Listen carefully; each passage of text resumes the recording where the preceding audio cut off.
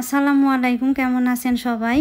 ঈদ মুবারক সবাইকে। এই তো কুরবানির গরুর মাংস রান্না হচ্ছে বড় হাঁড়িতে। আজকে আমার সাথে আছে আমার আম্মা এবং আমার বড় বোন হেল্পিং হ্যান্ড হিসেবে।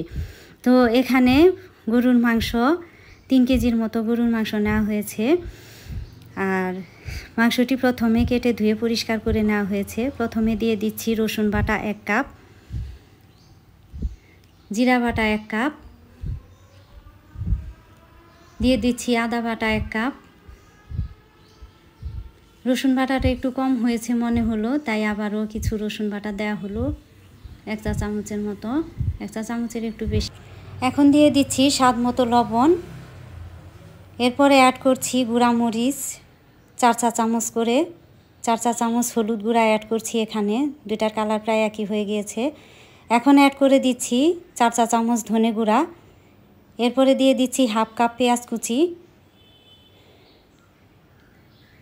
এখন দিয়ে দিচ্ছি কালো গোলমরিচ 7-8টির মতো।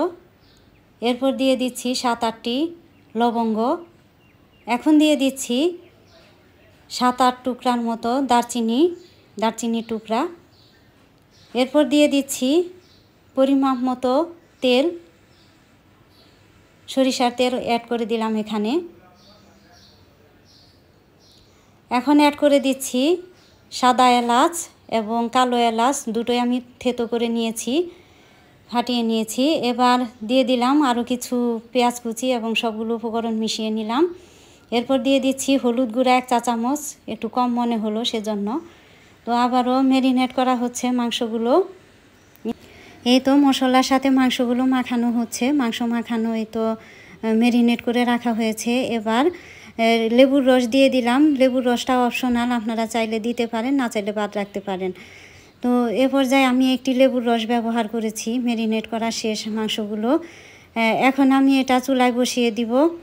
মাংসর হাঁড়িতে বলক উঠে আসছে এবং এখানে আমি এ পর্যায়ে অ্যাড করব গরম মশলার বাটা অ্যাড করব আমি 2 চা চামচ। এবার আমি মশলাগুলো নেড়ে চেড়ে মাংসের সাথে মিশিয়ে নেব। 20 মিনিট এটা আমি এখন সেদ্ধ করে নেব, কষিয়ে নিব।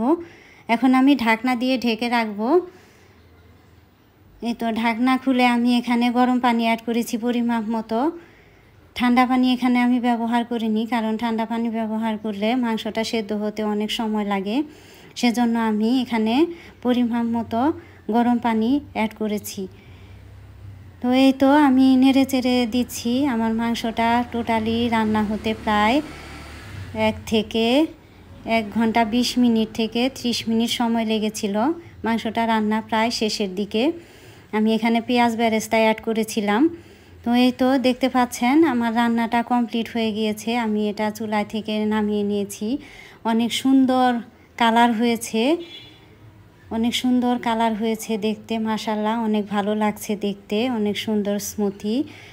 আমি নেড়ে চেড়ে দেখাচ্ছি একটু। তো আজ এ পর্যন্তই, ভালো থাকবেন সবাই, আল্লাহ হাফেজ।